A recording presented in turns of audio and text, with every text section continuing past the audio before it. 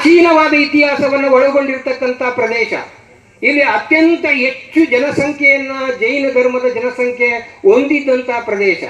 ನೀವು ದಾರಿ ಆಗಿದ್ರೆ ಅಲ್ಲಿ ಕೊಂಗಳಲೆ ಎನ್ನುವ ಒಂದು ಗ್ರಾಮ ಸಿಗುತ್ತೆ, ದಾರಿ ಕೊಂಗಳಲೆ ಎನ್ನುವ ಗ್ರಾಮ ಸಿಗುತ್ತೆ. ಅದು ಕೊಂಗಾಳ್ವರ ಮೊದಲ ಪ್ರದೇಶವಾಗಿತ್ತು.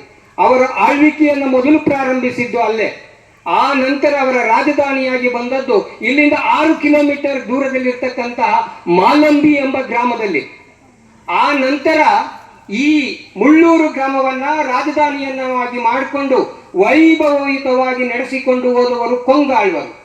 ಈ ಕೊಂಗಾಳ್ವರು ಯಾರು ಅಂತ ಹೇಳಿದ್ರೆ ಗಂಗಾ ಮತ್ತು ಚೋಳ, ಇದೆಲ್ಲ ಗಂಗವಾಡಿಯ 96,000 ಭಾಗವಾಗಿತ್ತು 6ನೇ ಶತಮಾನದಲ್ಲಿ. ಅದಕ್ಕೂ ಪೂರ್ವದಲ್ಲಿ ಪುನ್ನಾಟನ ಪ್ರದೇಶ, ಪುನ್ನಾಡು 96,000 ಎಂದು ಕರೆಯಲಾಗ್ತಾ ಇತ್ತು ಈ ಭಾಗವನ್ನ.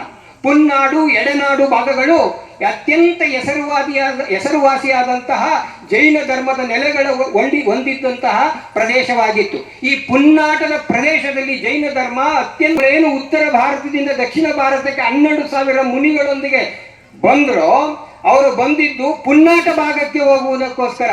ಆದರೆ ಪುನ್ನಾಟದ ನೆಲೆಗಿಂತಲೂ ಅವರ ಕಾಲಲಬ್ಧಿಯ ಪರಿಣಾಮ ಚಂದ್ರಗಿರಿಯ ಬೆಟ್ಟಗಳು ಅವರನ್ನು ಆಕರ್ಷಿಸಿ ಅಲ್ಲಿ ಮಾಡ್ತು. ನಮ್ಮ ಪುಣ್ಯ, ನಮ್ಮ ಭಾಗ್ಯ. ಮುಂದೆ ಅವರು ಚಲಿಸಲಿಲ್ಲ. ಪುನ್ನಾಟದಿಂದ ಮುಂದೆ ಹೋಗಿದ್ರೆ ಭದ್ರಬಾಹುಗಳು ಇಲ್ಲಿ ಸಮಾಧಿ ಆಗ್ತಿರ್ಲಿಲ್ಲ, ತಮಿಳುನಾಡಿನಲ್ಲಿ ಸಮಾಧಿ ಆಗ್ತಾ ಇದ್ರು. ಅಂದ್ರೆ ಅಂತಹ ಐತಿಹಾಸಿಕ ಹಿನ್ನೆಲೆಯನ್ನು ಹೊಂದಿದ್ದು. ಆ ನಂತರ ಶ್ರೀ ವಿಜಯ ದೇಗುಲಕ್ಕೆ, ಶ್ರೀ ವಿಜಯ ಜಿನಾಲಯಕ್ಕೆ ಬದನಗುಪ್ಪೆ ಗ್ರಾಮವನ್ನ ದತ್ತಿಯಾಗಿ ನಾವು ಈ ಸ್ಟೇಜ್ ಪಕ್ಕದಲ್ಲಿ ಮುಂದೆ ಇದೆ ನೋಡಿ, ಸ್ಟೇಜ್ ಪಕ್ಕದಲ್ಲಿ ಒಂದು ಪಾದುಕೆ ಇದೆ.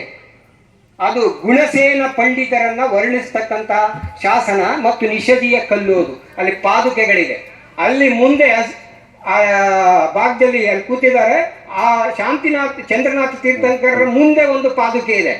ಅದು ಅವರ ಗುರುಗಳು ಪುಷ್ಪಸೇನ ಪಂಡಿತರ ನಿಷಧಿಯನ್ನ ತಿಳಿಸ್ತಕ್ಕಂತಹ ನಿಷಧಿ ಕಲ್ಲು. ಇಷ್ಟಲ್ಲದೆ ಇಲ್ಲಿ 12 ಶಾಸನಗಳಿಂದ 6 ಕಿಲೋಮೀಟರ್ ವ್ಯಾಪ್ತಿಯಲ್ಲಿ ಅಂಜನಗಿರಿ ಅಂತ ಒಂದು ಪ್ರದೇಶ ಇದೆ.